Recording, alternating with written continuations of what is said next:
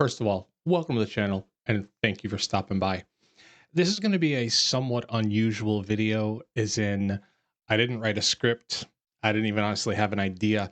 I just noticed that this week, KTM has gone ahead and released information on two of the three new 390 adventures we're expecting. At this point, I would say the most popular, or what will be the most popular, what is the most anticipated bike, will be the KTM 390 Adventure R. And for some reason, KTM has decided not to release the information on that one yet. However, they have released information on the 390 SMC and now information on what will be most likely the second most popular bike in the lineup, the 390 Enduro R. So let's head over to their webpage. I just want to go through the specs. I went through it very briefly. And as a KTM 390 Adventure owner and a probably very soon, well, I wouldn't say very soon, but eventual owner of the 390 Adventure R, I am interested in this bike, as from what I looked at, it's probably going to be mostly the same bike without the plastics. Let's take a look. Okay. Well, they're definitely selling this as an enduro bike. This screenshot here is selling adventure. We're not going to find a dealer, so we'll scroll down. Kudos to KTM. The number one question in my comments when I was covering the bikes at EICMA was, what will this cost? And here we have just over $6,000. I know it says $5,499, but you darn bike manufacturers with your fees.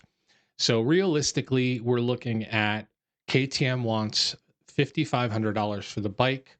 Then they want another, we're just going to round that up to $600 as a fee. And on top of that, obviously your dealer is going to want to hit you with an assembly charge.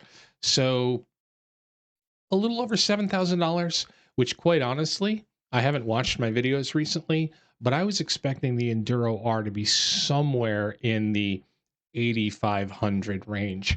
I expected it to come in higher than the 390 Adventure R. Looking at this incredibly competitive pricing, I think it's going to be the cheaper bike. We'll probably find out next week, as they've been releasing information on these bikes weekly, and maybe it'll be the same, but I doubt it. I think we're going to get a higher charge on that bike. This is incredibly competitive pricing for something like this. This is actually as low as the Royal Enfield 450, which I think is the least expensive adventure bike out there. Okay, when deciding the ultimate route between points A and B, the 390 Enduro R owns every avenue. Really? We're going to take the bike you offer without fairings, and that's going to be the point A to point B bike? This seems much more like this is going to be the bike you throw in the back of the pickup truck and ride in the woods. With exceptional lightweight handling and punchy performance on both tarmac and dirt roads, blah, blah, blah, blah, blah. Oh, they mentioned commuting. I'm surprised. State-of-the-art rider aids, adjustable suspension, aggressive expired, blah, blah, ready for anything. Honestly, other than highway use, I can't say they're wrong. I'm happy that we are seeing here actual shots of the bike as we will be receiving it.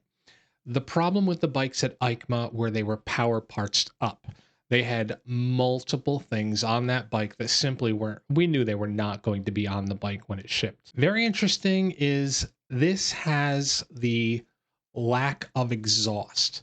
So when we get down to the weight, keep in mind, this does not have any crash bars.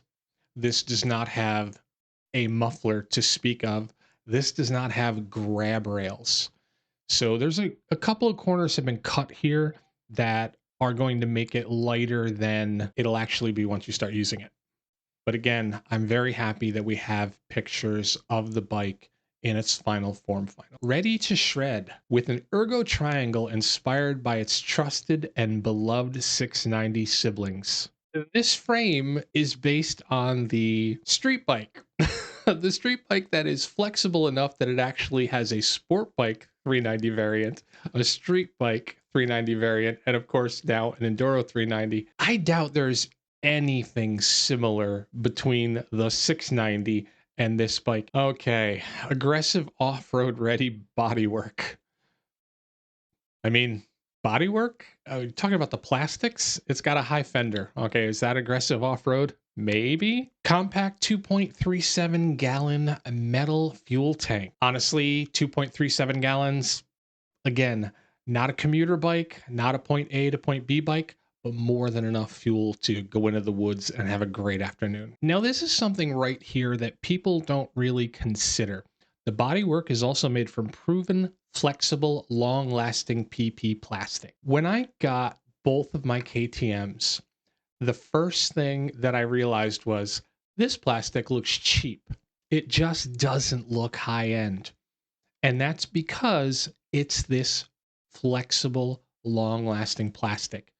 But I can tell you from experience with both my 390 and my 790, you can take that KTM plastic and you can skid it down a hill full of rocks. It is incredibly, incredibly durable. Plush performance adjustability. Now, what are we going to have here? WP Apex cartridge fork delivering 230 millimeters or 9.1 inches of travel with compression and rebound in 30 click adjustments. And we will have the off-center WP Apex shock with 20 clicks on the rear with 230 millimeters or 9.1 inches of travel. That's significant. The guys that were looking for more off-road for a 390, here's your bike. This I'm surprised by. If you go out and you spend $14,000 out the door on a 690 Adventure, you get this little tiny, terrible screen. We're getting the little tiny screen here, but they did go all out. It's a TFT full color. That's good. I mean, especially at this price, I don't think we could have faulted them for going a little low end. More aggressive riding. This one I can actually do. I can slide the back wheel. I can't do the other thing. Engine boasting the latest generation of KTM's LC4C engine. 399cc, again, about 44 horsepower. I think it's a little over 43 is what they claim later. Also, disappointingly, we're going to see that the exhaust here is still right underneath the bike. That's the new way to do it. We take a street engine, we put it on a bike to go off-road. It's more acceptable on a adventure bike. Throwing the Enduro name on this and running the exhaust down under the engine, seems like they could have done something better. Ride modes. Looks like we're going to have the same ride modes that the other models have. Pretty basic, but honestly, you're dealing with 43 horsepower. You don't need a lot of ride modes. ABS, I think that's required everywhere. This is a great look at the bike. I do like how slim it is from the front. What's up with that kickstand though? The kickstand is sticking way out. Yeah, this picture I can't do. No, Frank will definitely not be taking his 390 Adventure off any jumps like that. Great picture. Again, this bike looks slim. The handlebar shape does not look aggressive. The upright seating angle, that's the street frame. It's forced that upright seating angle on us forever. Generous space for easy on-bike mobility. Why don't you just say you have a bench seat? I'm going to bring this up here, and I noticed it in the last photo.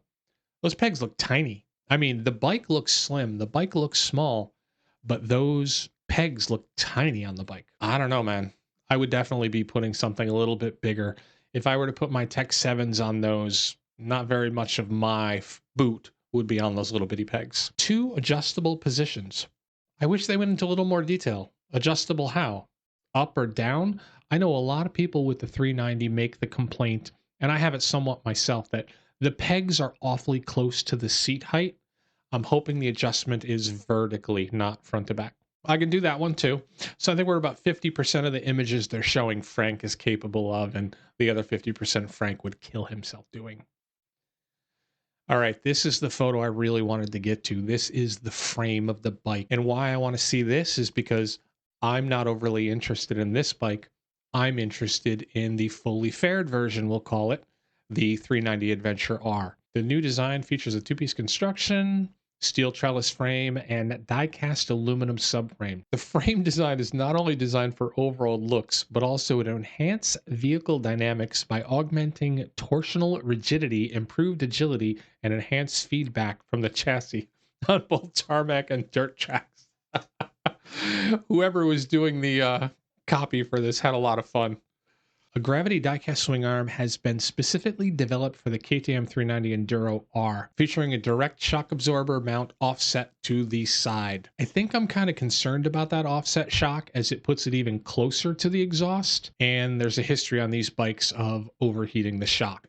Now on this picture, just going back to it for a quick second, notice there's no muffler, there's no pipe, there's no exhaust on this bike, which is still shocking. When I posted the first pictures of this bike, Greg at the Bearded Grump said, there's no way they will release that bike with an exhaust down at the bottom. Well, Greg, they're doing it. It defies logic, and you should have been right, but darn it, they're doing it. Okay, technical details. None of this has really changed from EICMA a couple of months ago. Let's get to the two things that are truly important, I think, to most people. Number one is going to be the weight. We've got 159 kilograms or 350 and a half pounds, not dry, not wet, but without fuel. So doing very basic math, that'll add 8.5 kilograms or 14-ish pounds once you put fuel in it, giving us a wet weight of 167.5 kilograms or 365 pounds. That's pretty good. That's honestly great.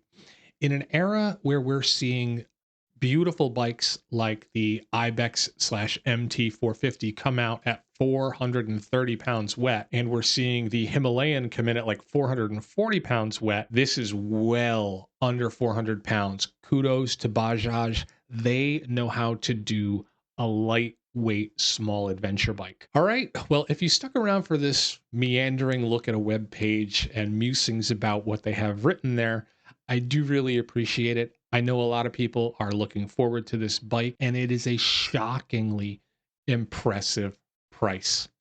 All right, if you stuck around, I appreciate it, and take care.